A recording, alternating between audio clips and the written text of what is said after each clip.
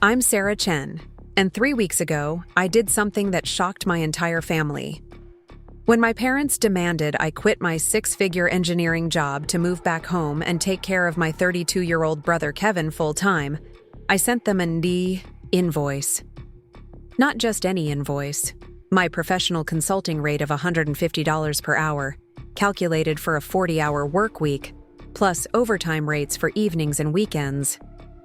The silence that followed my email was deafening, but what happened next changed everything about how I saw my family. Before we jump back in, tell us where you're tuning in from, and if this story touches you, make sure you're subscribed, because tomorrow, I've saved something extra special for you. Growing up in Portland, Oregon, I always knew my place in the family hierarchy. Kevin was the golden child, the one who could do no wrong, even when everything he touched seemed to crumble.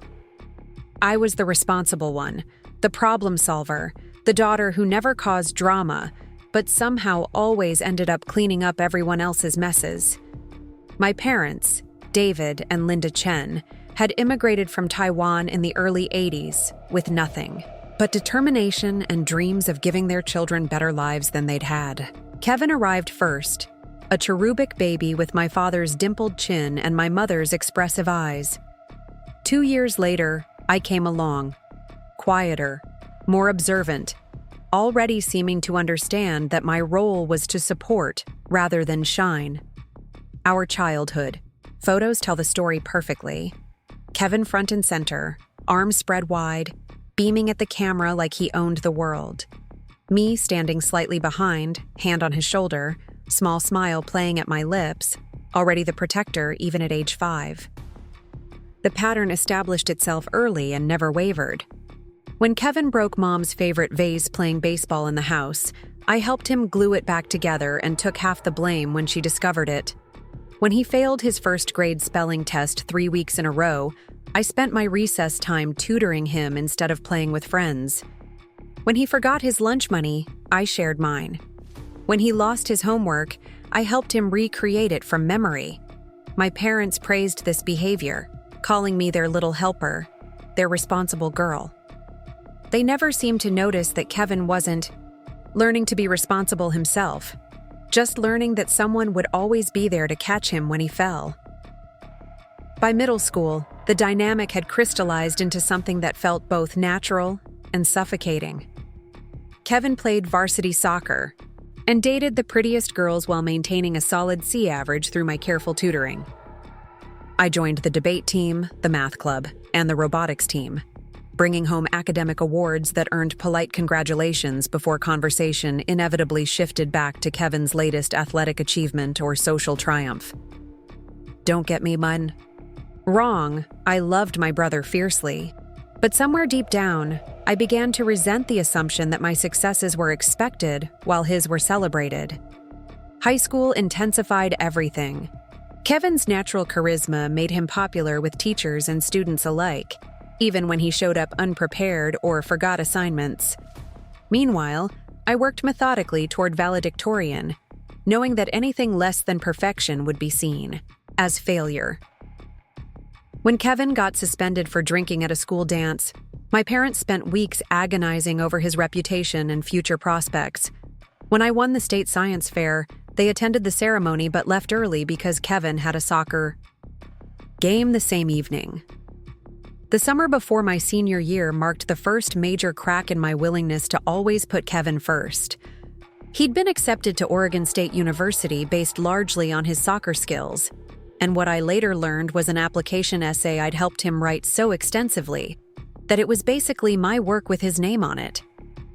Meanwhile, I'd been working part-time at a local engineering firm, saving every penny for college while maintaining a 4.0 GPA and preparing for early admission to MIT. 3 weeks before the fall semester started, Kevin called me crying. He'd been arrested for drunk driving after a party, his soccer scholarship was in jeopardy, and he needed legal help he couldn't afford. Without hesitation, I emptied my college savings account to pay for his lawyer and court fees. The charges were reduced to reckless driving. His scholarship was saved, and my MIT dreams were postponed for a year while I worked to rebuild my college fund. My parents were grateful, of course, but their gratitude came with an expectation that felt heavier than simple appreciation. This was what family did, they explained. We looked out for each other. Kevin would do the same for me if the situation were reversed. I wanted to believe that was true, but as I spent my gap year working double shifts to rebuild my college fund, I couldn't shake the feeling that Kevin's crises always seemed to require my sacrifice, never the other way around. MIT accepted me the following year with a partial scholarship that I supplemented with loans and continued part-time work. For the first time in my life, I was genuinely free from Kevin's drama, free to focus on my own goals and dreams. I threw myself into mechanical engineering with the passion of someone finally allowed to pursue their own path. My professors noticed my dedication, my grades reflected my capabilities, and slowly, I began to understand who I was when I wasn't defined by my role as Kevin's keeper. But even 3,000 miles away, the expectation remained. Kevin called weekly with various crises. He'd switched majors 3 times, been placed on academic probation twice, and was struggling to maintain even the minimum GPA required for his scholarship. Each phone call came with subtle or not so subtle requests for help. Could I proofread his paper? Could I explain this math concept? Could I lend him money for textbooks because he'd spent his allowance on something else? I helped because that's what I'd always done, but I also began setting boundaries. I wouldn't write his papers for him, but I'd review drafts and offer suggestions. I wouldn't send money for non-essential expenses, but I'd help him create a budget. I wouldn't solve his problems, but I'd listen and offer advice. These boundaries felt revolutionary to me, but they frustrated Kevin and, by extension, my parents. During my sophomore year at MIT, Kevin failed out of Oregon State entirely. The call came from Mom at 2 a.m, her voice thick with tears and disappointment. Kevin was devastated, she explained. He didn't know what to do with his life. He'd moved back home and was working at a local restaurant, but he was depressed and unmotivated. Could I come home for a weekend to talk to him? Could I help him figure out his next steps? I took a long weekend and flew home, spending hours with Kevin trying to help him process his disappointment and consider alternatives. Community college to rebuild his GPA, trade school to learn practical skills, or simply taking time to work and figure out what he really wanted. We made plans, set goals, and I returned to MIT feeling optimistic about his future. 6 months later, Kevin had quit the restaurant job, dropped out of community college after 1 semester, and was spending most of his time playing video games in his childhood bedroom. When I called to check on him, Mom answered with a litany of concerns. Kevin was struggling with what she was sure was depression. He needed professional help, but he refused to go to therapy. He needed motivation, but nothing seemed to interest him. He needed structure, but he resisted every attempt to create it. The subtext was clear, even when unspoken. Kevin needed me to come home and fix things the way I always had.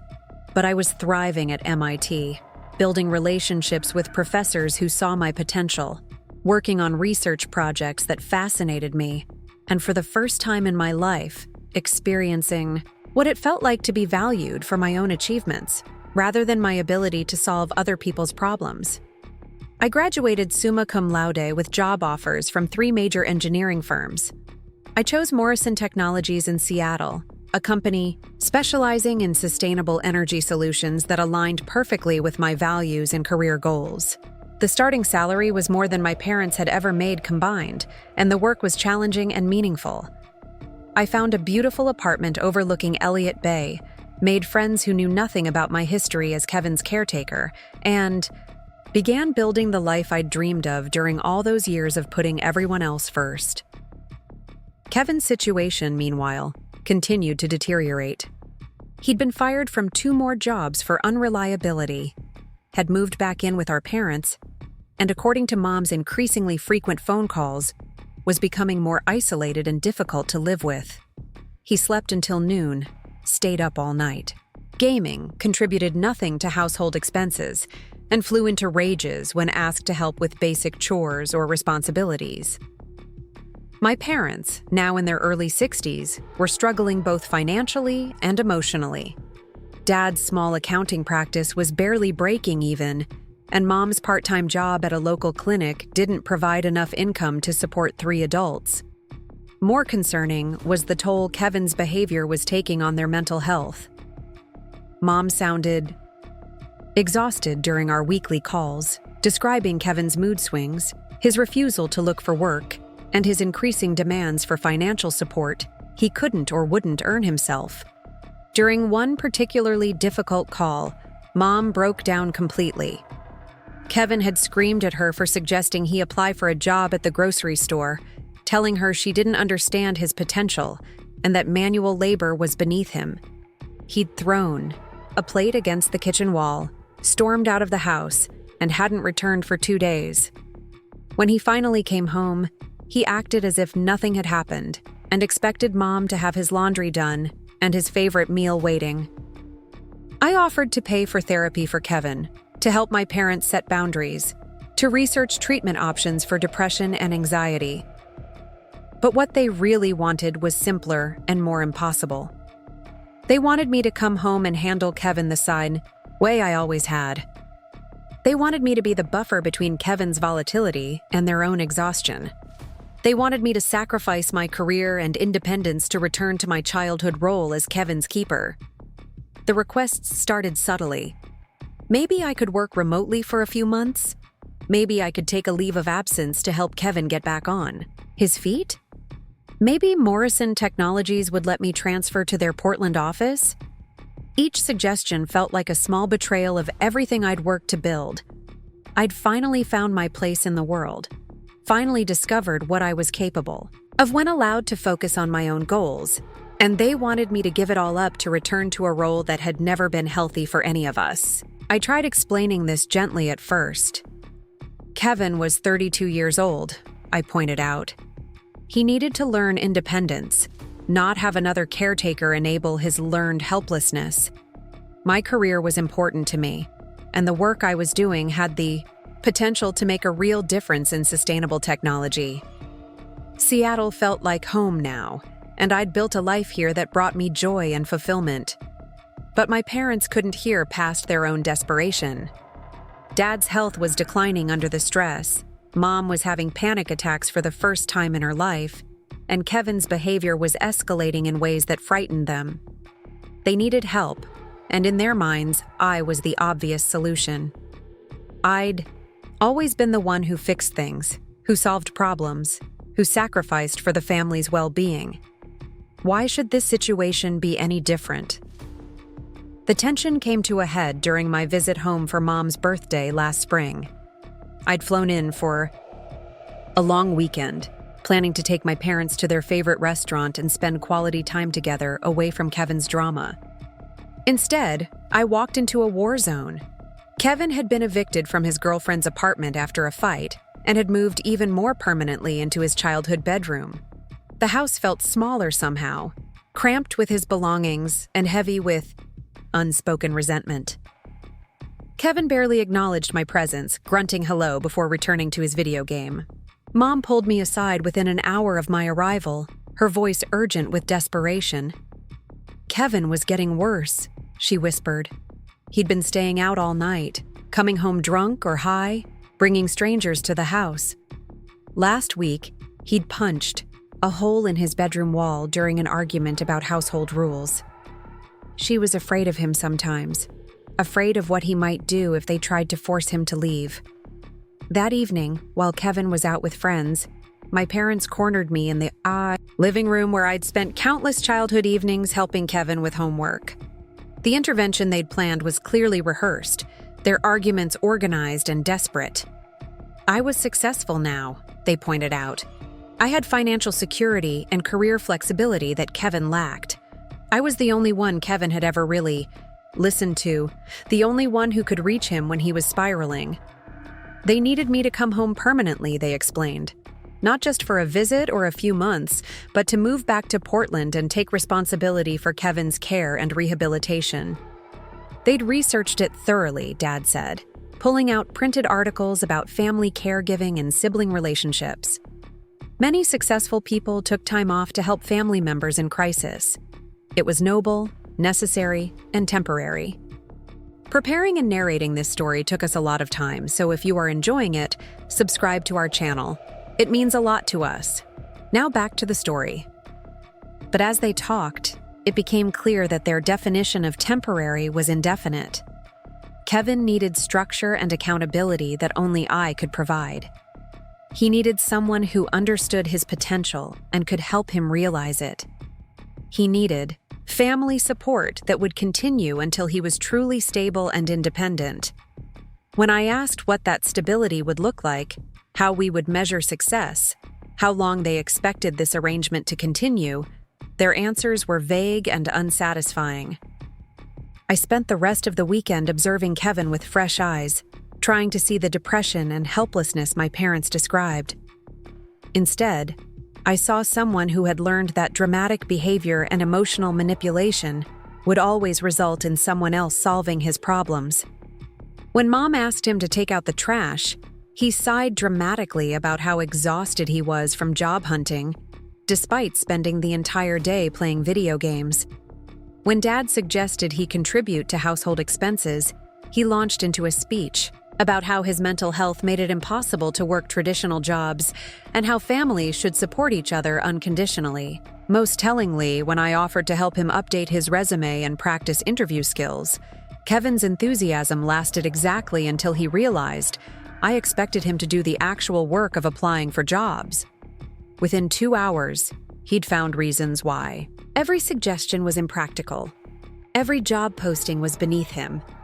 Every requirement was unreasonable. It wasn't that Kevin couldn't work or function independently. It was that he'd learned he didn't have to. Flying back to Seattle, I felt the weight of my family's expectations pressing down on me like physical force. The life I'd built felt precious and fragile, something that could be taken away by guilt and obligation if I wasn't strong enough to protect it. But I also felt genuine concern for my parents, who were clearly struggling with a situation beyond their ability to handle effectively. I spent weeks researching alternatives, calling therapists and social workers, investigating support programs for adults with depression and anxiety. I compiled resources for setting boundaries with adult children, financial assistance programs my parents might qualify for, and therapeutic interventions that might help Kevin develop the motivation and skills he clearly lacked. The response to my carefully researched suggestions was polite but dismissive. Kevin wouldn't go to therapy willingly, and they couldn't force him. Support groups were helpful in theory, but what they really needed was someone who could provide daily structure and accountability. Professional caregivers were expensive and wouldn't understand Kevin's unique needs the way family would. The real message was clear. They'd already decided that the solution was me coming home, and any alternative I suggested was just postponing the inevitable. My career, my life in Seattle, my own needs and dreams were secondary considerations that could be sacrificed for the greater good of family stability. The final straw came in an email from Mom that arrived on a Wednesday morning in July. Kevin had been arrested for public intoxication and disturbing the peace after a fight outside a downtown bar. The charges were minor, but the legal fees would strain their already tight budget, and Kevin's behavior was escalating in ways that genuinely frightened them. But the email wasn't just an update about Kevin's latest crisis. It was an ultimatum, disguised as a desperate plea. They needed me to come home immediately, Mom wrote. They couldn't handle Kevin alone anymore, and I was the only family member capable of helping. If I really cared about their well-being, if I understood what family loyalty meant, I would recognize that this was my responsibility as much as theirs. The manipulation was subtle but unmistakable. My success was framed as an obligation to sacrifice for those less fortunate. My independence was characterized as selfishness. My boundaries were portrayed as abandonment. They'd created a narrative where helping Kevin was not just the right thing to do, but the only acceptable choice for someone who claimed to love her family. I read the email 3 times, feeling the familiar tug of guilt and responsibility that had shaped my entire childhood. Part of me wanted to give in, to return to the role that felt so familiar even as it suffocated me. But another part of me, the part that had grown stronger during my years of independence, recognized the manipulation and refused to accept it. Instead of the immediate compliance they expected, I spent the weekend crafting a response that would change everything about our family dynamic. If they wanted me to provide Kevin's care, I would treat it like the professional service it was. If they wanted my time and expertise, they would pay my professional rate. If they wanted me to sacrifice my career for their family emergency, they would compensate me accordingly. The invoice I created was detailed and comprehensive. 40 hours per week of direct care and case management at my consulting rate of $150 per hour.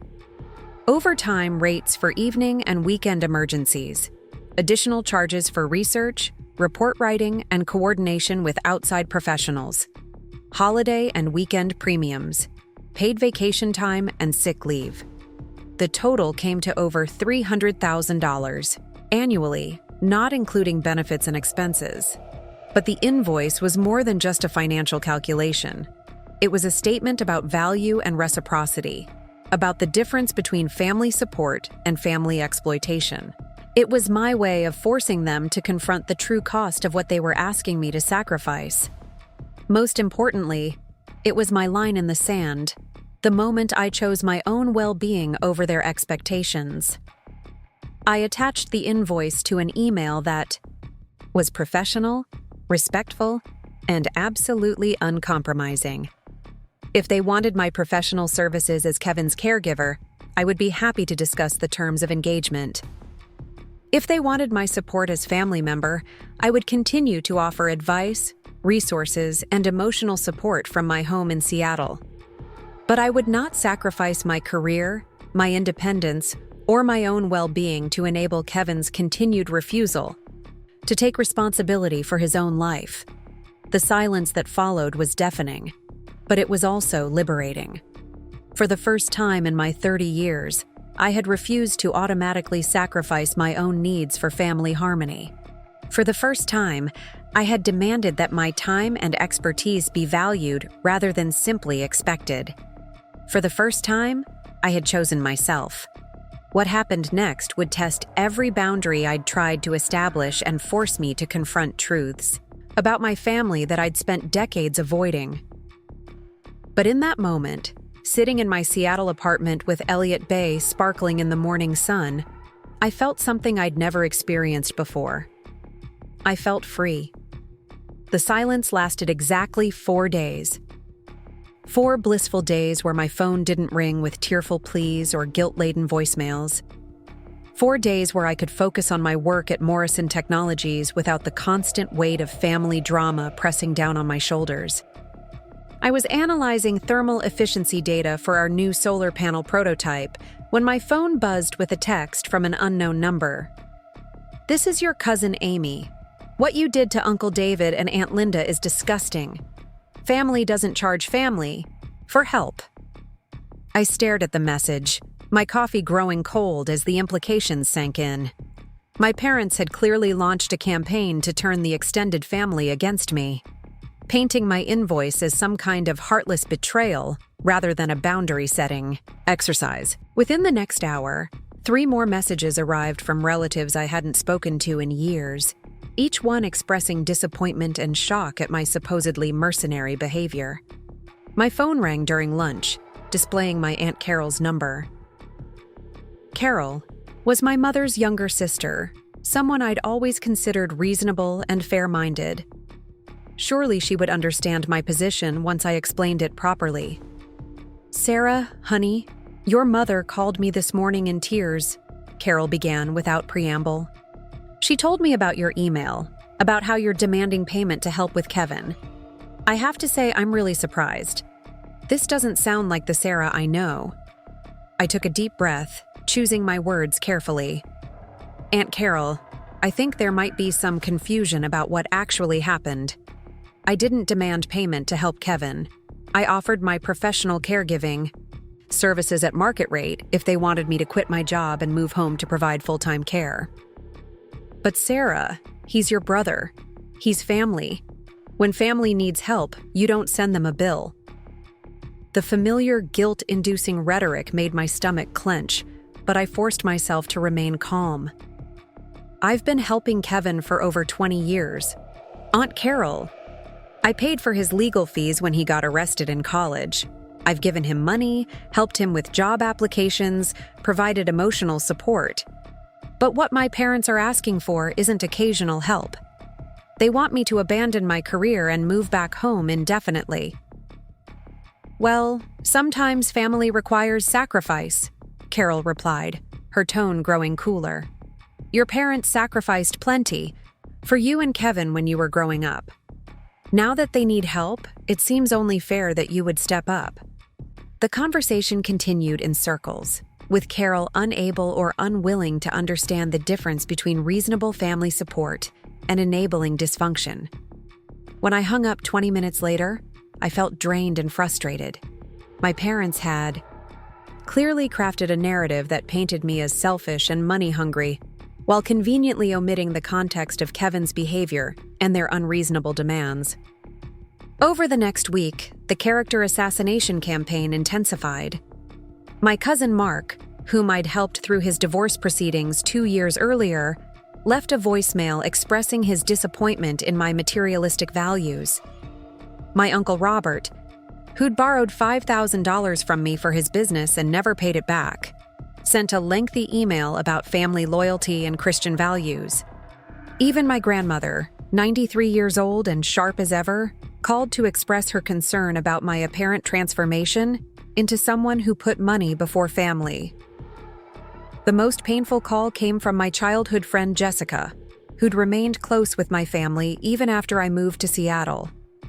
Sarah, I don't understand what's happening, she said, her voice thick with confusion. Your mom showed me the email you sent them. An invoice? Really? For taking care of Kevin? I know he can be difficult, but he's still your brother. Jessica, did my mom tell you what they were asking me to do? I asked, feeling the familiar need to defend myself against distorted information. She said they needed help with Kevin, and you refused unless they paid you. She's devastated, Sarah. She feels like she doesn't even know you anymore.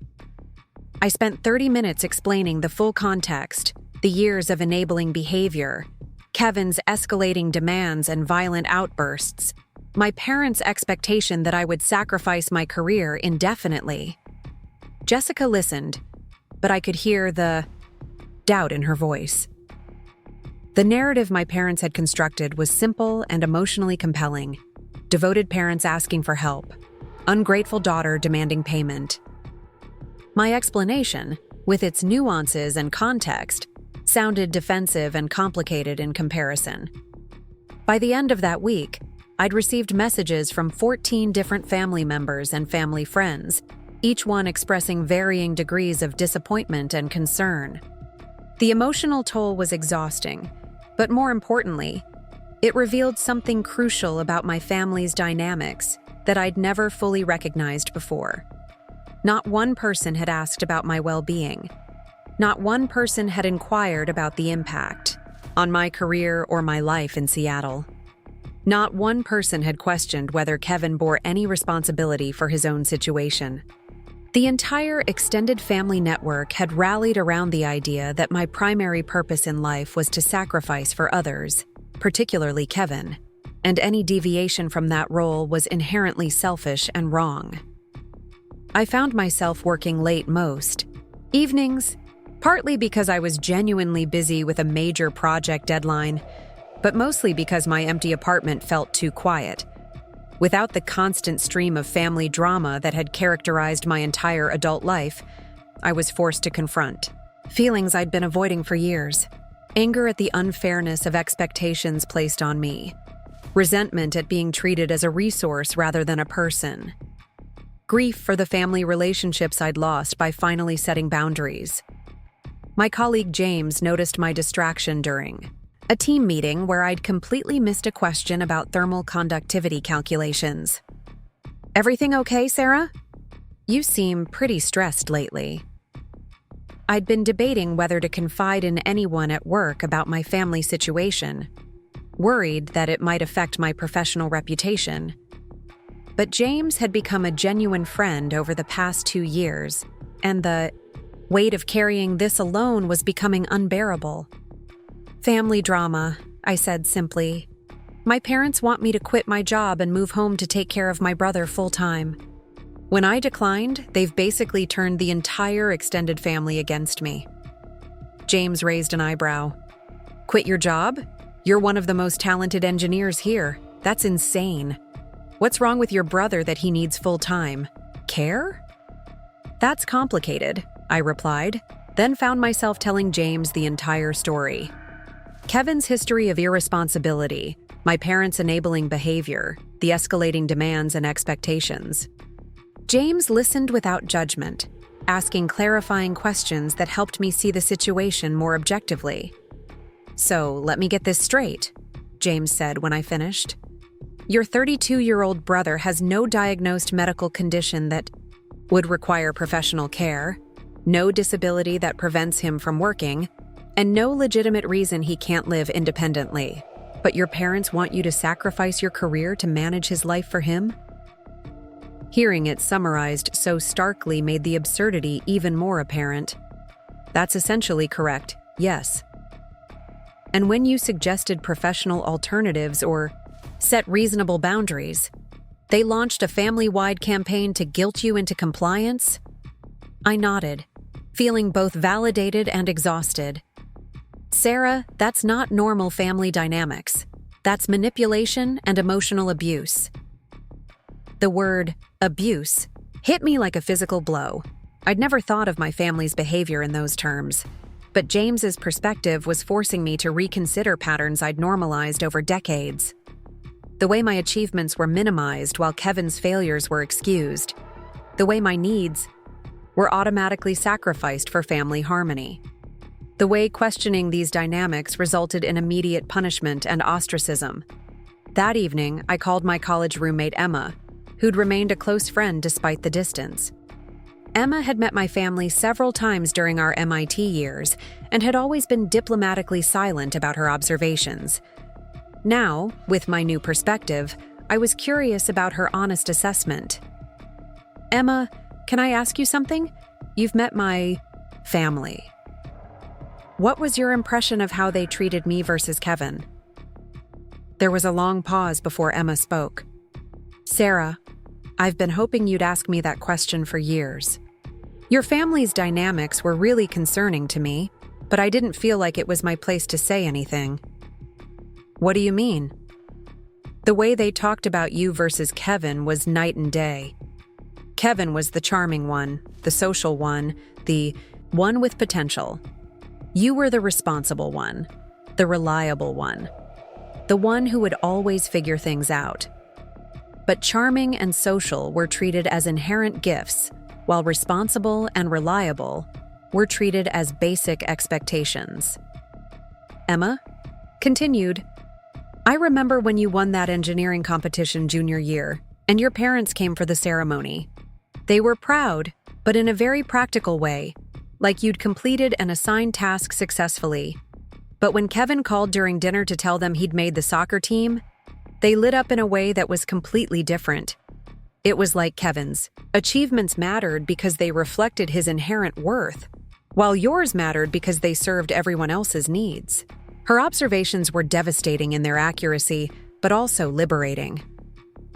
I wasn't imagining the disparity in treatment. I wasn't being overly sensitive or ungrateful. The patterns I'd experienced were real and visible to outside observers. Over the weekend, I decided to conduct an experiment.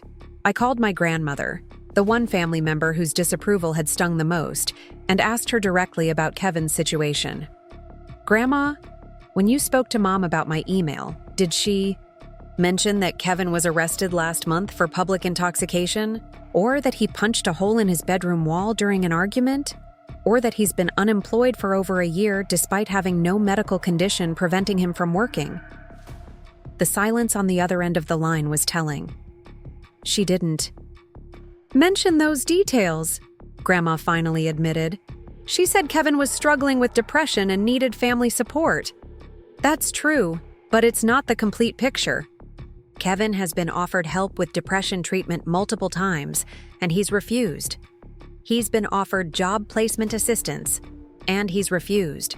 He's been given countless opportunities to take responsibility for his life, and he's chosen not to. What my parents are asking me to do is enable his continued refusal to function as an adult.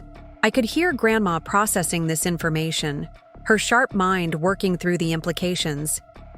Sarah, honey, why didn't your mother tell me all this? Because it doesn't fit the narrative that makes me the villain, I replied gently. It's easier to paint me as selfish and money-hungry than to admit that Kevin's problems stem from 32 years of never being held accountable for his choices. By the end of our conversation, Grandma's tone had shifted completely. She apologized for judging me without having complete information and promised to have a different conversation with my mother about realistic expectations and enabling behavior. Emboldened by this success, I decided to call my Uncle Robert, the one who'd lectured me about Christian values while still owing me $5,000. This conversation was less successful, but illuminating in different ways. Even when presented with the full context of Kevin's behavior and my parents' unreasonable demands, Uncle Robert maintained that family loyalty required unlimited sacrifice, from successful members to support struggling ones. Sarah, you've been blessed with intelligence and opportunities that Kevin hasn't had. With great blessings come great responsibilities. Uncle Robert, Kevin has had exactly the same opportunities I have. We grew up in the same house, went to the same schools, had the same parental support. The difference is that when I faced challenges, I worked through them. When Kevin faces challenges, everyone else solves them for him. But some people are just built differently. Kevin's more sensitive, more creative. He needs different kinds of support. The conversation revealed a fundamental philosophical difference that couldn't be bridged through logic or evidence. Uncle Robert genuinely believed that Kevin's difficulties were inherent and unchangeable, while mine were just personality traits that came with obligations to help others. This worldview made my success feel like a burden rather than an achievement, and Kevin's failures feel like tragedies rather than consequences. As the second week of family ostracism continued, I began researching family dynamics and enabling behavior more systematically. What I discovered was both validating and disturbing. The patterns I'd experienced had names: parentification, golden child syndrome, scapegoating. There were entire therapeutic frameworks designed to address these dynamics and help people recover from their effects. I learned that families often assign roles that serve the system's emotional needs rather than individual well-being. The responsible child maintains family stability by solving problems and managing crises. The golden child provides the family's sense of specialness and potential. The enablers ensure that these roles continue unchanged, even when they become destructive. Most importantly, I learned that changing these patterns required disrupting the entire system, which explained the intense resistance I was facing. My invoice hadn't just challenged my parents' specific request. It had threatened the fundamental structure that had organized our family relationships for decades. Armed with this new understanding, I decided to reach out to my parents directly, rather than continuing to respond to proxy communications through extended family. I crafted an email that was firm but compassionate, acknowledging their difficult situation while maintaining my boundaries. Mom and Dad, I understand that Kevin's situation is stressful and frightening for you. I love you both, and I love Kevin, despite his current behavior. However, I will not quit my job and move home to provide full-time care for an adult who is capable of caring for himself, but chooses not to. If you would like my help developing a plan to encourage Kevin's independence and address his mental health concerns, I'm happy to provide that support from Seattle, but enabling his continued dependence by providing him with another caretaker is not help. It's harm. The response came within hours, and it was not what I'd hoped for. Sarah, we're disappointed but not surprised by your continued selfishness. Kevin tried to hurt himself last night after hearing about your refusal to help. If something happens to him, it will be on your conscience. We've decided that until you're ready to prioritize family over money, we don't want to hear from you. The manipulation was so blatant it took my breath away. Kevin's supposed suicide attempt was almost certainly another dramatic gesture designed to force compliance, but my parents were presenting it as my fault for setting boundaries. They were cutting off contact while simultaneously blaming me for the estrangement. I forwarded the email to Emma and James, needing outside perspectives to confirm what I was seeing. Both responded with shock at the emotional manipulation and concern for my well-being. Emma pointed out that threatening self-harm to control others' behavior was a classic manipulation tactic, not a genuine mental health crisis. James noted that my parents were essentially holding Kevin's life hostage to force my compliance, which was both unfair and potentially dangerous for Kevin himself. That evening, I did something I'd never done before. I blocked my parents' phone numbers and email addresses. The decision felt both terrifying and liberating. I was cutting off communication with people I loved because continuing to engage with their manipulation was too destructive to my mental health and too enabling of their dysfunction. The silence that followed was different from the previous weeks. Instead of waiting for the next guilt-inducing message or emotional ambush, I could finally think clearly about what I wanted my life to look like going forward. I realized that I'd been so focused on managing family crises for so long that I'd never really considered what brought me joy or fulfillment outside of problem-solving for others. I started therapy with Dr. Rodriguez, a psychologist who specialized in family trauma and codependency. Our first session was revelatory in ways I hadn't expected. When she asked me to describe a typical week in my life, I realized that almost every evening phone call, every weekend visit home, every vacation day had been organized around family needs rather than my own preferences. Sarah, when was the last time you made a decision based purely on what you wanted, without considering how it would affect Kevin or your parents? I sat in silence for several minutes, genuinely unable to answer the question. Every major life choice I'd made had been filtered through potential family impact. My college selection had been influenced by staying close enough to help with Kevin's crises. My job choices had considered family finances and Kevin's needs. Even my apartment choice had factored in space for family visits and proximity to the airport for emergency trips home. I don't think I ever have, I finally admitted. Every decision has always included family considerations. Dr. Rodriguez nodded knowingly. That's common for people who've been parentified from a young age. You've been trained to see yourself as responsible for others' well-being, which makes it very difficult to prioritize your own needs. Over the following weeks, therapy helped me understand how thoroughly my sense of self had been shaped by my family role. I'd learned to derive self-worth from solving others' problems, which meant I felt valuable only when others needed me. I'd learned to suppress my own needs and desires because they were always secondary to family stability. Most damagingly, I'd learned to see any assertion of my own boundaries as selfishness. 3 weeks into my communications blackout with my parents, my Aunt Carol called again. This time, her tone was different. Sarah, I owe you an apology. I had a long conversation with your grandmother about Kevin's actual situation, and she filled me in on some details your mother left out of her original story. What kind of details?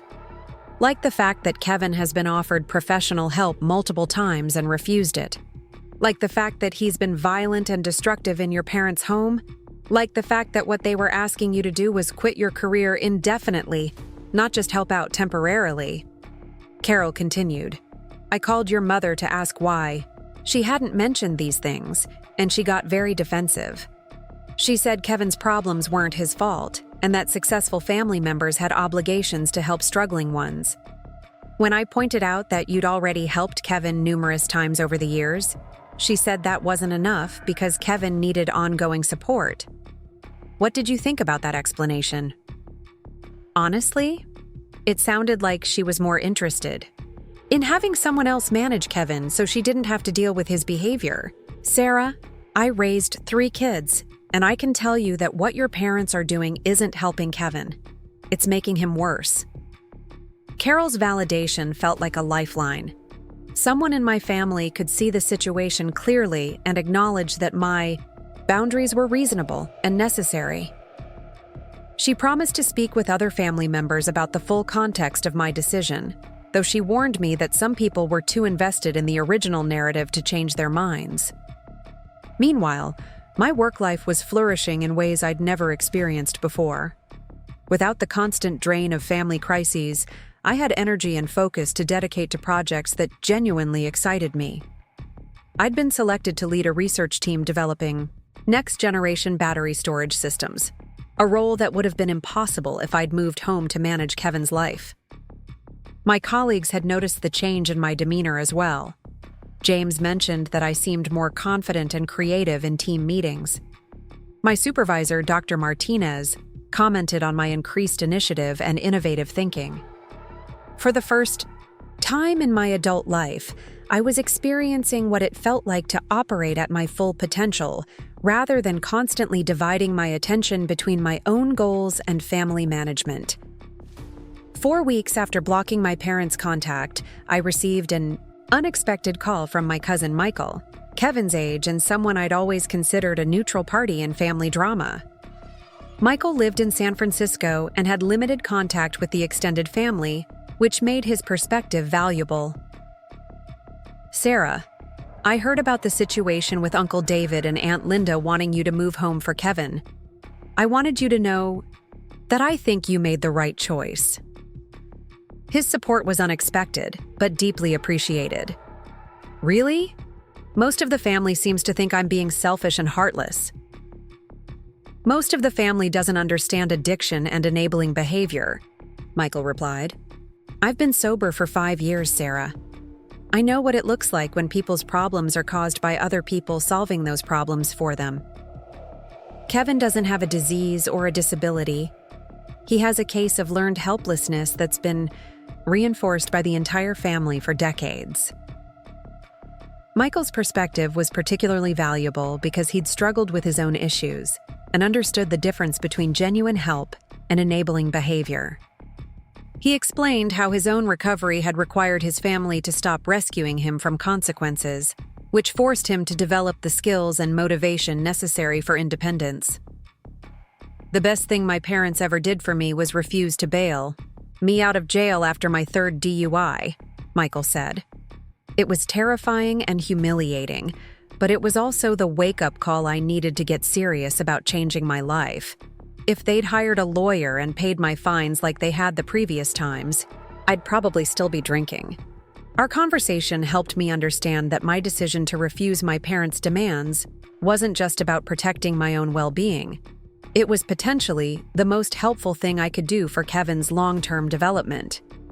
By removing myself as a potential caretaker, I was eliminating one more avenue for avoiding responsibility and consequence. The realization was both empowering and sad. I'd spent 30 years believing that love meant sacrifice, and that helping meant solving other people's problems. Learning that real love sometimes required allowing people to struggle was a fundamental shift in my understanding of relationships and responsibility.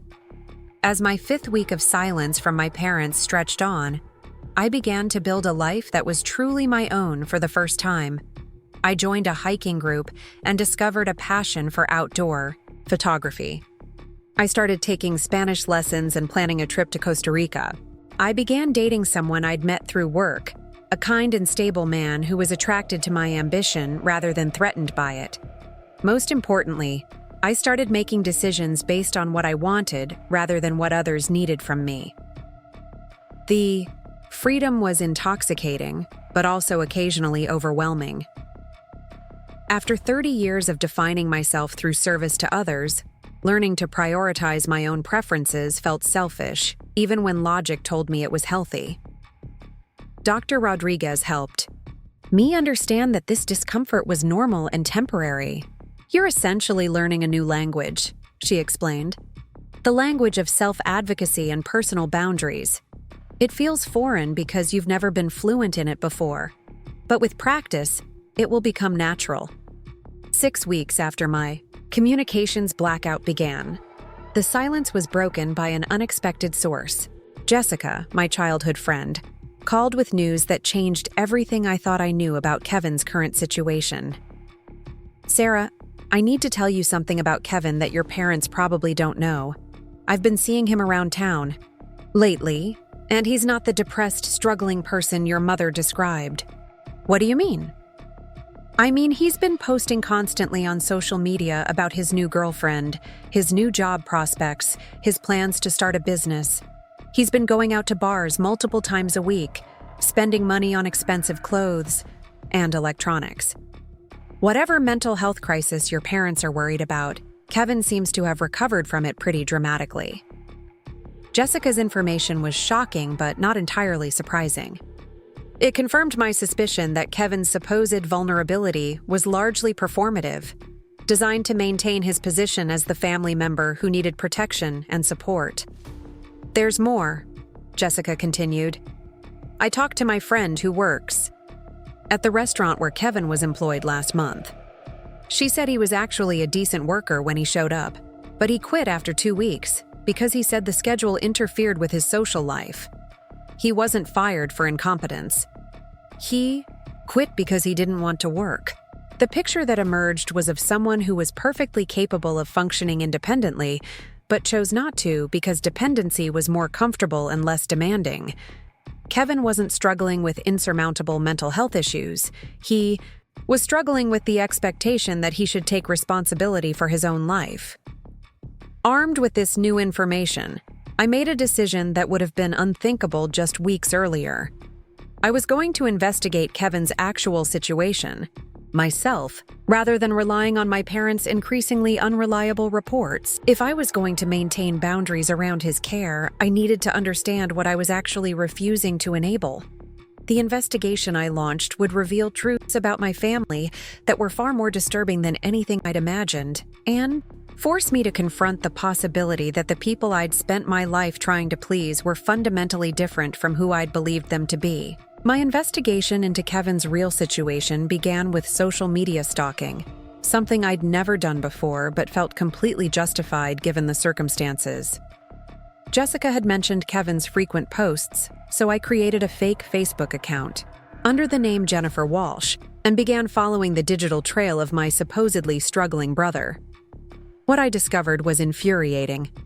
Kevin's Instagram was filled with photos from expensive restaurants, new sneakers that cost more than most people's monthly grocery budget, and selfies with a rotating cast of attractive young women. His posts were peppered with captions about living my best life and grateful for new opportunities. There was no trace of the depressed, unemployed hermit my parents had described. His Twitter feed was even more revealing.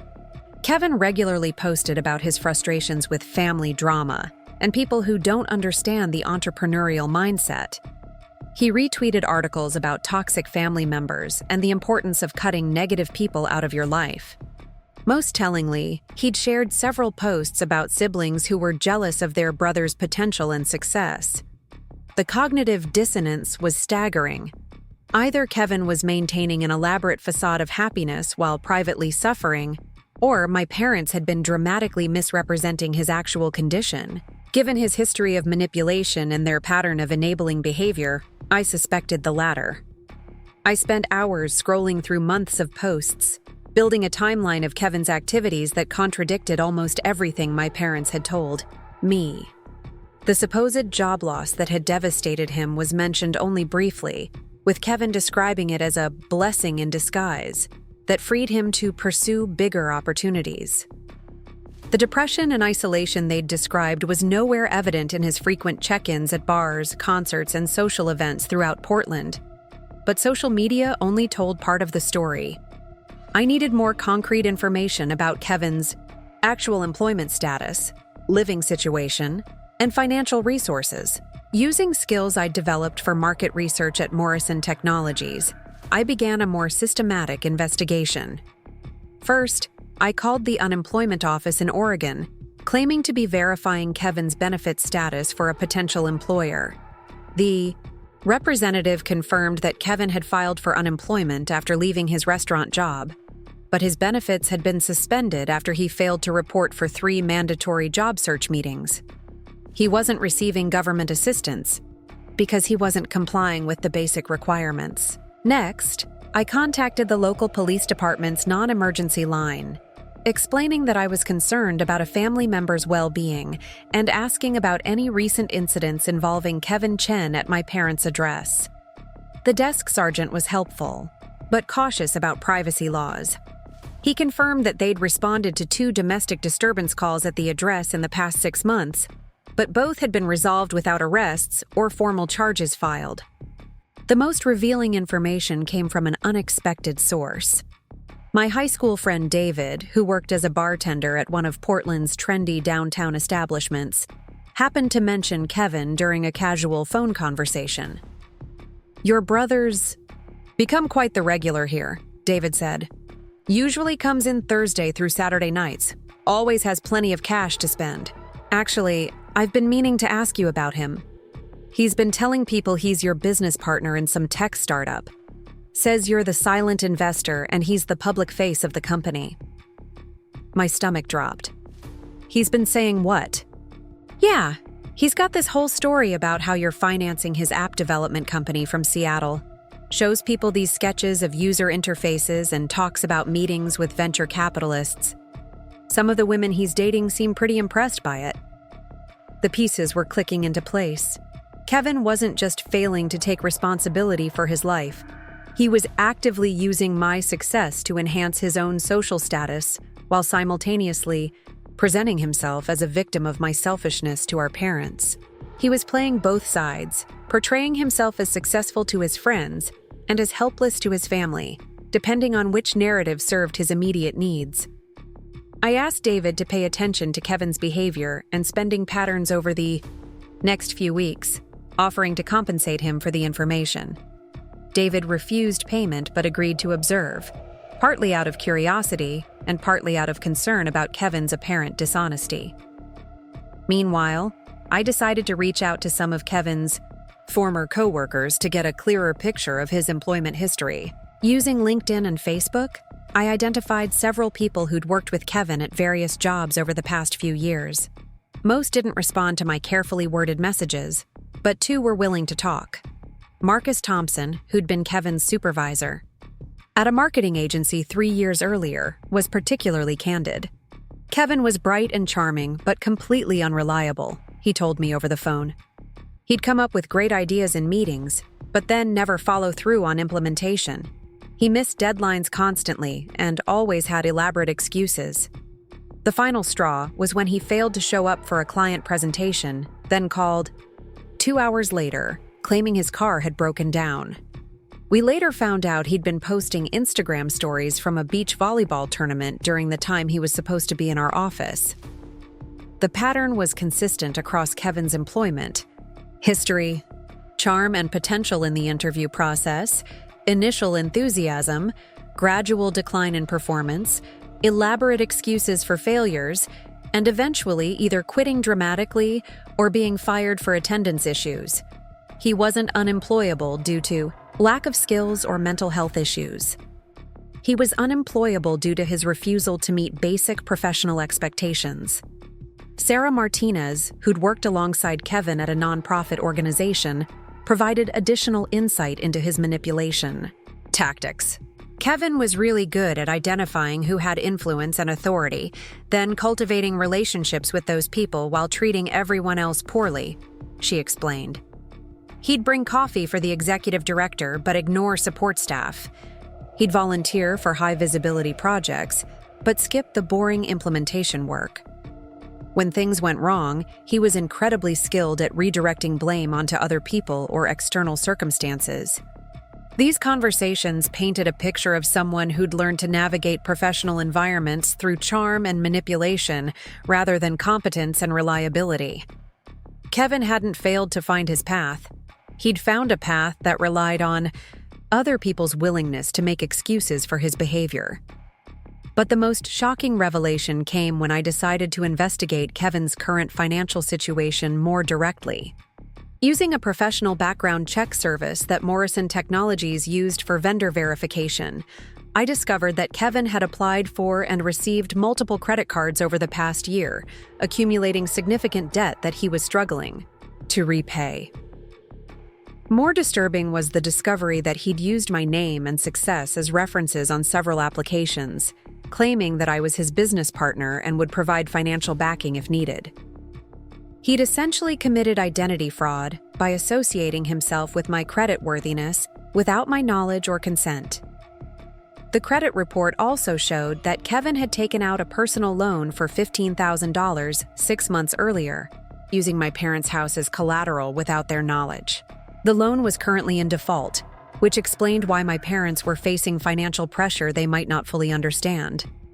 I spent an entire weekend processing this information, feeling alternately furious and heartbroken. Kevin wasn't just passively accepting help from family members. He was actively exploiting our relationships for financial gain while maintaining plausible deniability about his actions. The depression and helplessness my parents described weren't causing his problems.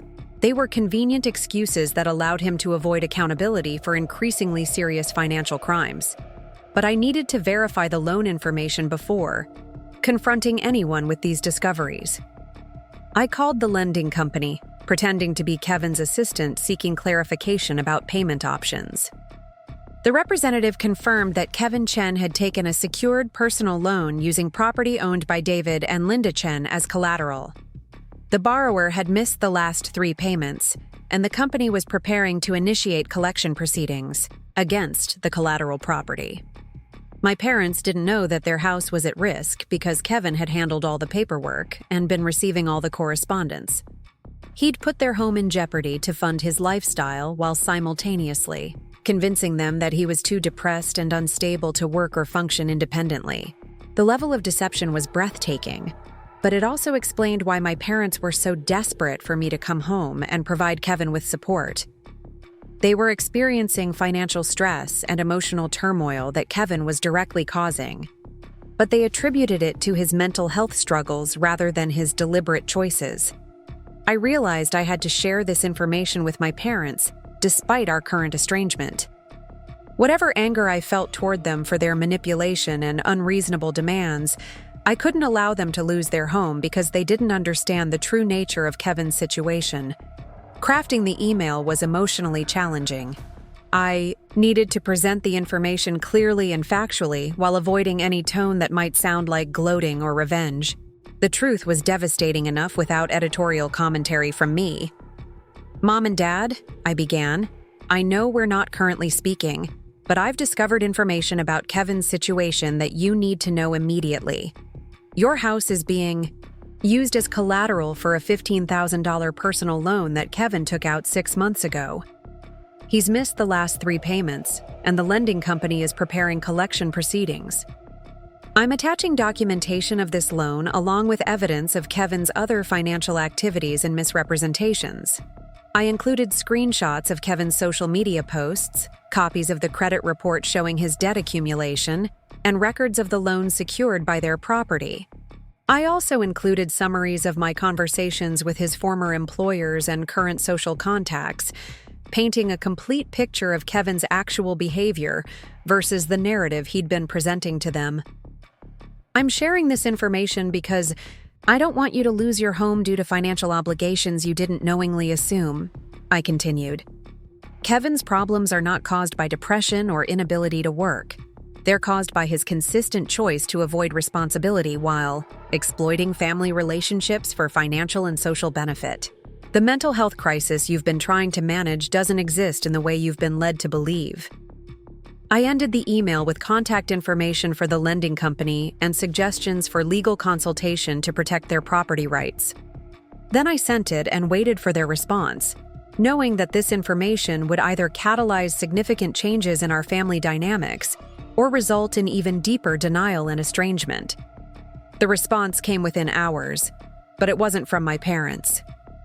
Kevin himself called from his cell phone, his voice tight with rage. "How dare you spy on me?" he began without preamble. "Going through my credit reports, calling my friends, stalking my social media.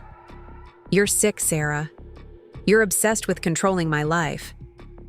Kevin, you used my name as a reference for credit applications without my permission. You put Mom and Dad's house at risk without their knowledge. I didn't spy on you. I investigated financial fraud that affects me directly. Everything I did was perfectly legal. You're not on any of those applications. I just mentioned that you're my sister and you work in tech. That's not fraud. That's family connection." The gaslighting was impressive in its audacity. Kevin was reframing identity theft and secured loan fraud as normal family networking, while portraying my investigation as stalking and control. "Kevin, you told the lending company that I was your business partner and would provide financial backing. You used my professional reputation to secure a loan you can't repay. That's fraud, and it's also potentially damaging to my career if your defaults affect my credit or professional standing. You're being paranoid and dramatic. No one said you were responsible for my debts. I just mentioned our family connection to establish credibility. Successful people do that all the time." The conversation continued for 20 minutes, with Kevin alternating between aggressive defensiveness and wounded victimhood. He accused me of jealousy, control issues, and family disloyalty, while consistently avoiding any acknowledgement of his deceptive behavior or the risk he'd created for our parents. Most revealing was his complete lack of concern about our parents' potential loss of their home. When I pointed out that the loan default could result in foreclosure proceedings, Kevin shrugged off the risk as unlikely and exaggerated. He seemed genuinely unconcerned about the consequences of his actions for anyone other than himself. "Mom and Dad know I'm good for the money," he said dismissively. "This is just a temporary cash flow issue. Once my app development company gets funding, I'll pay everything back with interest." "What app development company, Kevin? You don't have any technical skills, you don't have any business plan, and you don't have any actual product. You've been telling people I'm your silent partner in a company that doesn't exist." "It exists in development phase. Just because you can't see the vision doesn't mean it's not real. Not everything has to be as boring and conventional as your engineering job." The delusion was complete. Kevin had constructed an elaborate fantasy about his entrepreneurial success that he seemed to genuinely believe, despite having no actual business activities or technical capabilities. He'd convinced himself that his financial irresponsibility was temporary and that his eventual success would vindicate all his current behavior. After I hung up, Kevin immediately called my parents to provide his version of our conversation. Within an hour, I received an email from my father that was brief and painful. "Sarah, Kevin told us about your harassment and invasion of his privacy. We're disappointed but not surprised that you would stoop to stalking and private investigation, rather than simply helping your brother when he needs support. We don't want to hear from you again until you're ready to apologize and behave like a real family member." The email included no acknowledgement of the loan documentation I'd provided, no concern about their house being at risk, and no questions about Kevin's deceptive behavior. They'd chosen to believe Kevin's portrayal of my investigation as harassment rather than confronting the evidence of his financial fraud and manipulation. The realization was devastating, but also clarifying. My parents weren't simply being manipulated by Kevin. They were actively choosing to enable his behavior even when presented with clear evidence of its destructive consequences. They preferred to maintain their familiar family dynamics rather than deal with the uncomfortable truth about their golden child. I forwarded their response to Dr. Rodriguez, who helped me process the emotional impact during our next session. "Sarah, this is actually progress, even though it doesn't feel like it," she explained. You now have clear evidence of the family system's dysfunction, rather than wondering if you're being unfair or oversensitive. This clarity will help you make decisions about your future relationships based on reality rather than hope. She was right, but the clarity was painful.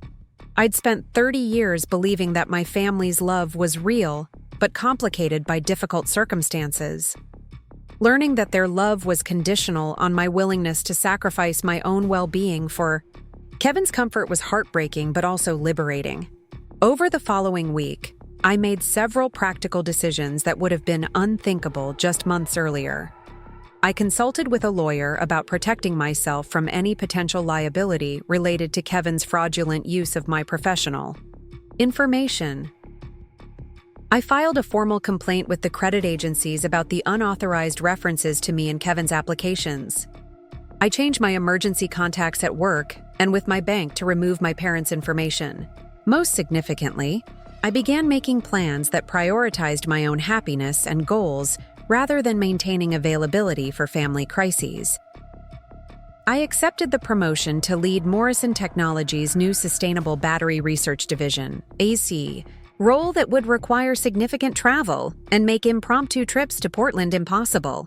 I started seriously considering James's suggestion that we move in together, something I'd been hesitating about in case family emergencies required my attention. The strangest part of this process was discovering how much mental and emotional energy I'd been dedicating to family management without realizing it. Without the constant background stress of worrying about Kevin's next crisis or my parents' emotional state, I felt lighter and more creative than I had in years. But I also felt grief for the family relationships I'd lost and the realization that they'd never been as healthy or genuine as I'd believed. The people I'd spent my life trying to please and protect had been willing to sacrifice my well-being for their own comfort. And when I finally set boundaries to protect myself, they'd chosen estrangement over change. 2 weeks after my confrontation with Kevin, I received an unexpected call from Jessica with an update that confirmed my worst suspicions about his behavior. "Sarah, you need to know what Kevin's been telling people about your family situation," she began urgently. "He's been going around saying that you had a mental breakdown and became obsessed with controlling his life. He's showing people fake screenshots of emails where you supposedly threaten to ruin him financially if he doesn't do what you want." The character assassination campaign had escalated beyond family members to Kevin's social circle, with fabricated evidence designed to make me appear unstable and vindictive. Kevin wasn't just defending himself against my investigation. He was actively working to destroy my reputation in case anyone tried to verify his version of events. "There's more," Jessica continued. "I talked to my friend who works at the bank, where your parents have their mortgage. She can't give me details because of privacy laws, but she said they've been getting calls from collection agencies about debts they don't understand. Kevin's been taking out credit in ways that somehow connect back to their accounts or property."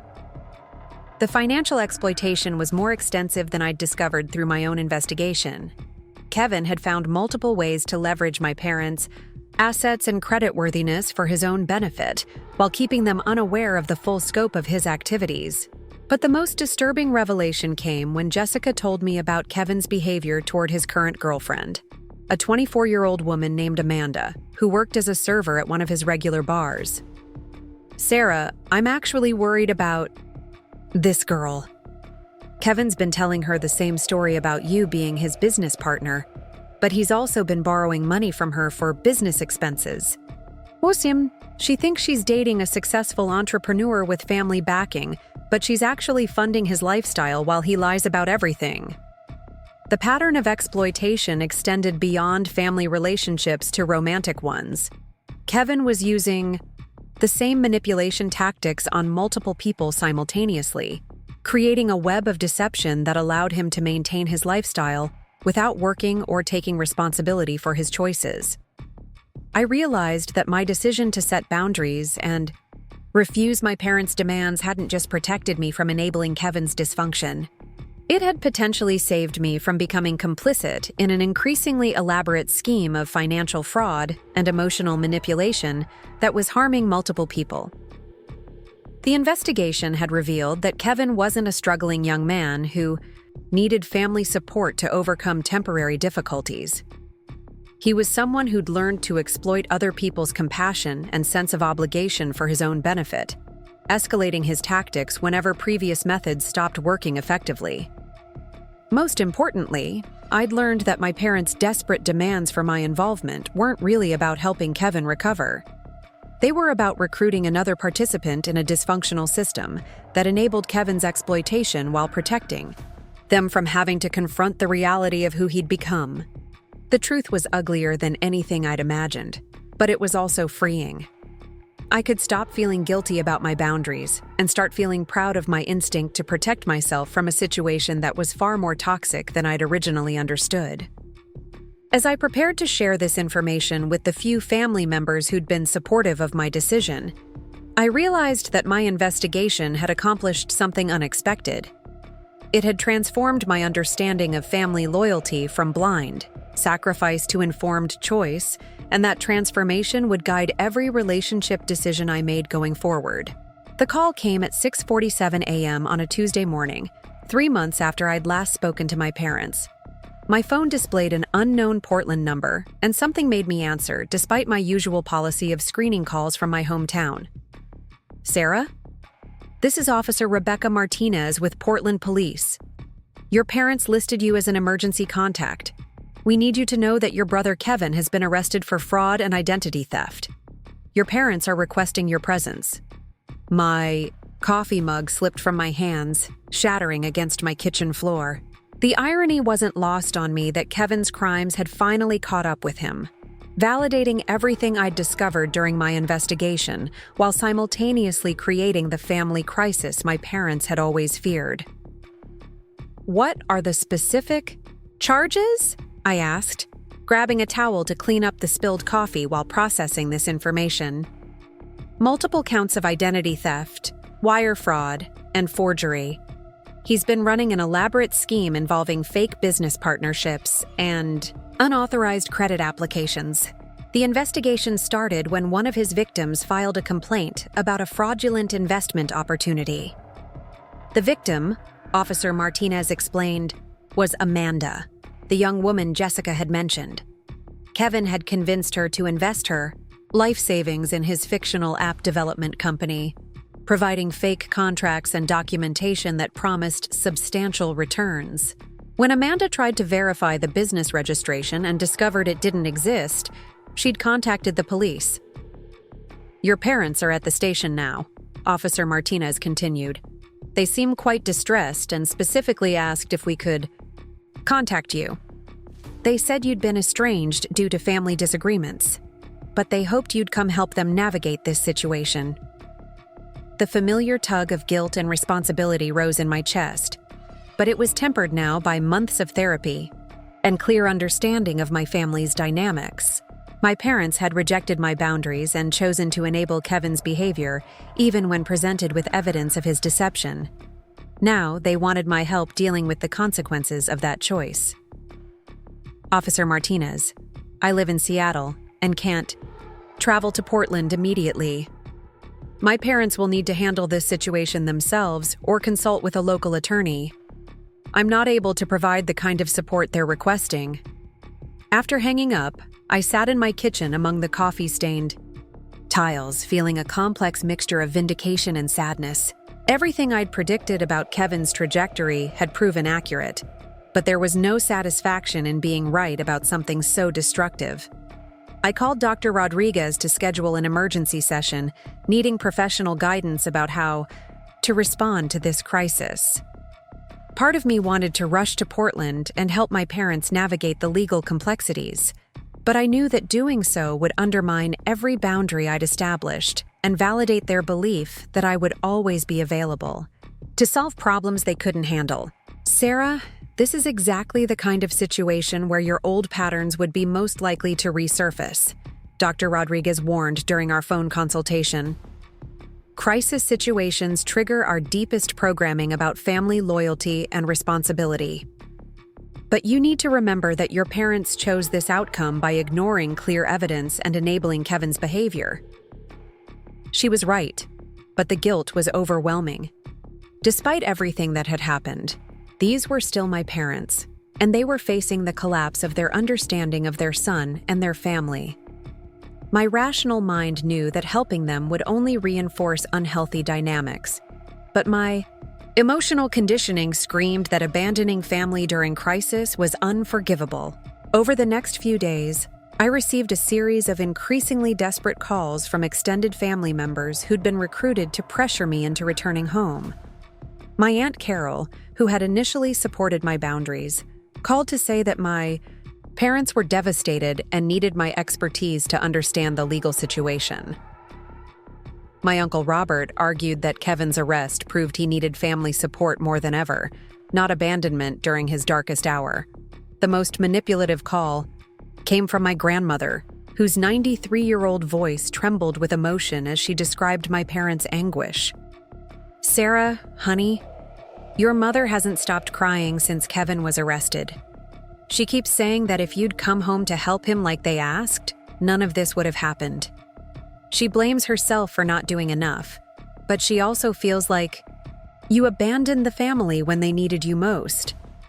The guilt-inducing narrative was so familiar it was almost comforting in its predictability. Kevin's criminal behavior was being reframed as a family failure that could have been prevented if I'd sacrificed my career and independence to manage his life.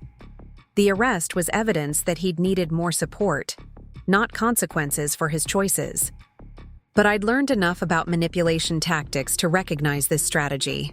My family was using Kevin's crisis to leverage my guilt and compassion, hoping that the severity of the situation would override my rational boundaries.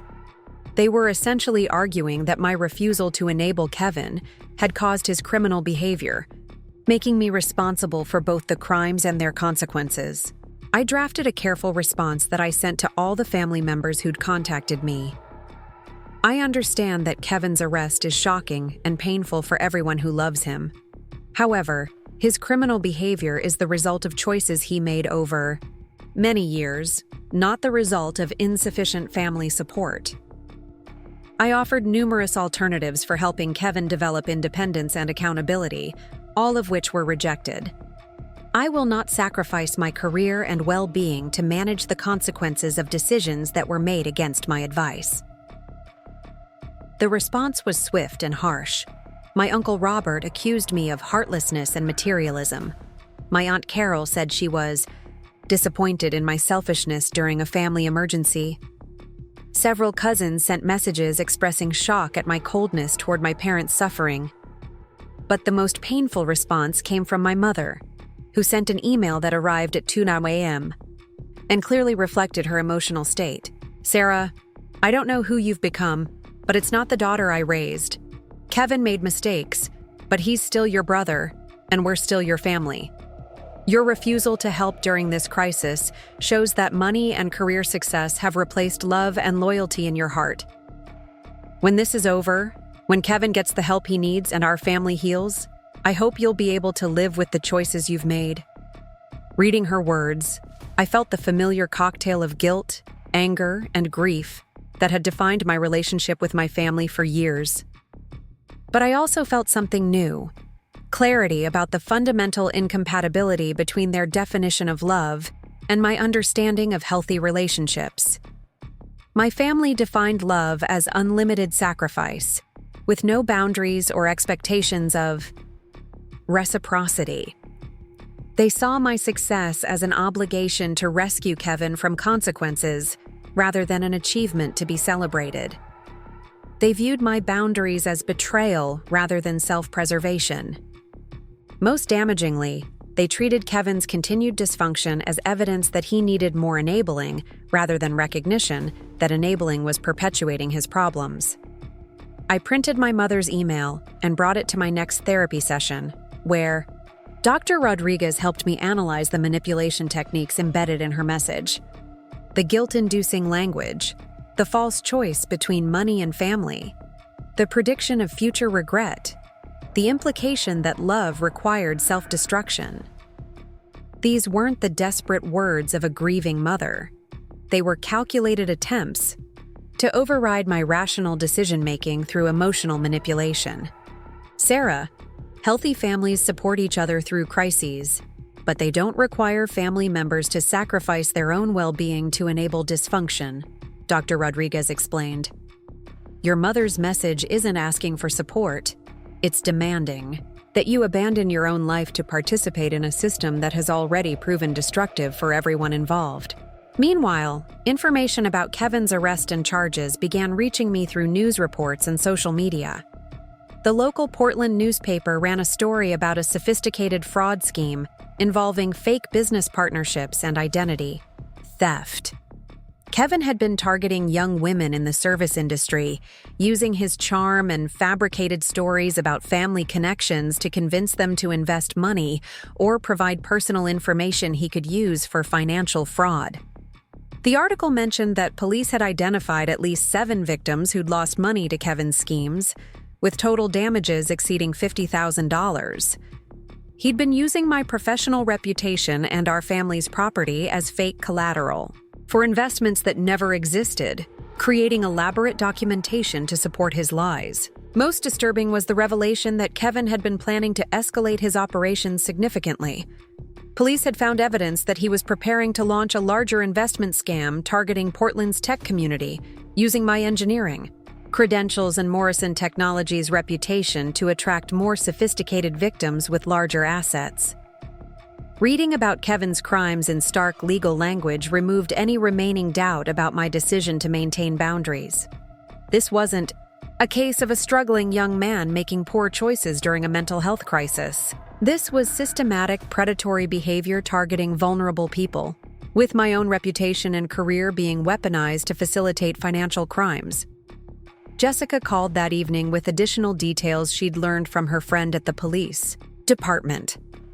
Kevin had shown no remorse during questioning, instead complaining about the unfairness of being arrested for networking and creative business development. He'd blamed his victims for being naive and gullible, and he'd specifically mentioned me as someone who'd refused to support his entrepreneurial efforts due to jealousy and small-mindedness. Sarah, he's still telling people that you're the real problem, Jessica reported. Even after being arrested for fraud, he's claiming that his business ventures would have succeeded if you'd provided the family support he deserved. He genuinely seems to believe that he's the victim here. Kevin's complete lack of accountability, even in the face of criminal charges, validated everything I'd learned about his character during my investigation. He wasn't someone who'd made mistakes and learned from consequences. He was someone who'd learned to blame others for the results of his own choices, escalating his manipulation tactics whenever previous methods stopped working. 2 weeks after Kevin's arrest, I received an unexpected call from Amanda, the young woman whose complaint had triggered the police investigation. She'd gotten my contact information from Kevin's phone records and wanted to apologize for her role in his schemes. Ms. Chen, I'm so sorry about what your brother did with your name and reputation, she began, her voice shaky with emotion. I believed everything he told me about your business partnership. I gave him $8,000 thinking I was investing in a legitimate company with your backing. Amanda's story was heartbreaking but familiar. Kevin had targeted her specifically because she was young, financially inexperienced, and impressed by the idea of associating with successful professionals. He'd spent weeks building trust, introducing her to friends who corroborated his stories, and providing fake documentation that seemed to validate his claims. The worst part is that when I started asking questions about delays in the business launch, Kevin told me you were sabotaging the company because you were jealous of his success, Amanda continued. He said you'd frozen the business accounts and threatened to withdraw support unless he met unreasonable demands. I actually believed that you were the problem. Her story illustrated the sophisticated nature of Kevin's manipulation. He hadn't just stolen money. He'd constructed elaborate narratives that turned his victims against potential sources of truth, ensuring that they wouldn't verify his claims or seek outside perspectives that might expose his lies. I spent an hour on the phone with Amanda, helping her understand the full scope of Kevin's deception and providing her with documentation that might help with restitution efforts. More importantly, I tried to help her process the emotional manipulation. She'd experienced and recognized that Kevin's exploitation of her compassion wasn't a reflection of her poor judgment. "Amanda, what happened to you isn't your fault," I told her. "Kevin is skilled at identifying people's hopes and vulnerabilities, then exploiting them through carefully constructed lies. The fact that you believed someone you cared about isn't naivety. It's normal human trust that he violated." After our conversation, I realized that my decision to maintain boundaries with my family had inadvertently protected other potential victims. If I'd moved home to manage Kevin's life as my parents requested, I would have legitimized his claims about our business partnership and potentially enabled him to defraud more people using my reputation. My refusal to enable Kevin's dysfunction hadn't just protected my own well-being, it had limited his ability to harm others. The boundaries I'd established had served a broader ethical purpose that extended beyond family dynamics to community protection. 3 months after Kevin's arrest, he was sentenced to 18 months in prison, followed by 3 years of supervised probation. The judge noted that his complete lack of remorse and continued attempts to blame others for his criminal behavior suggested a high risk of reoffending without significant intervention. My parents attended every court hearing, hiring an expensive attorney who managed to negotiate a relatively lenient sentence in exchange for Kevin's agreement to pay restitution to his victims. They sold their house to cover legal fees and compensation payments, moving into a small apartment that reflected their reduced financial circumstances. I learned about these developments through Jessica and other friends who remained connected to my family's situation. My parents never contacted me directly, maintaining their position that I had betrayed family loyalty by refusing to prevent Kevin's downfall through personal sacrifice. The strangest part of watching these events unfold from a distance was recognizing how different my response would have been just a year earlier. Previous Sarah would have rushed home immediately, borrowed money to help with legal fees, spent countless hours managing logistics and providing emotional support, and probably blamed herself for not doing enough to prevent the crisis. Current. Sarah felt sad about my family's suffering, but recognized that their situation was the predictable result of choices they'd made, despite having access to better alternatives. I'd offered them resources, boundaries, and realistic assessments that might have prevented this outcome. They'd chosen to reject my input in favor of enabling Kevin's dysfunction, and now they were experiencing the consequences of that choice. Dr. Rodriguez helped me process the complex emotions surrounding my family's crisis and my decision to maintain distance. "Sarah, you're grieving the family you thought you had while accepting the family that actually exists," she explained. "That's one of the most difficult psychological processes anyone can experience, but it's also necessary for building authentic relationships going forward." She was right. I was mourning the loss of parents who would celebrate my achievements without expecting them to serve others' needs, a brother who would appreciate my support without exploiting my compassion, and a family system that valued individual well-being alongside collective harmony.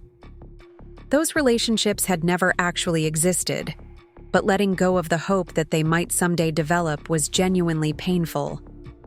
Meanwhile, my life in Seattle was flourishing in ways I'd never imagined possible.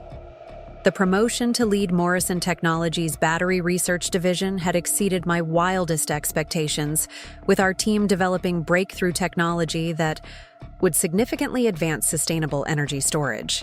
I'd been invited to present our findings at international conferences and had been approached by venture capital firms interested in licensing our innovations. My relationship with James had deepened into something stable and nurturing, built on mutual respect and support rather than crisis management and emotional caretaking.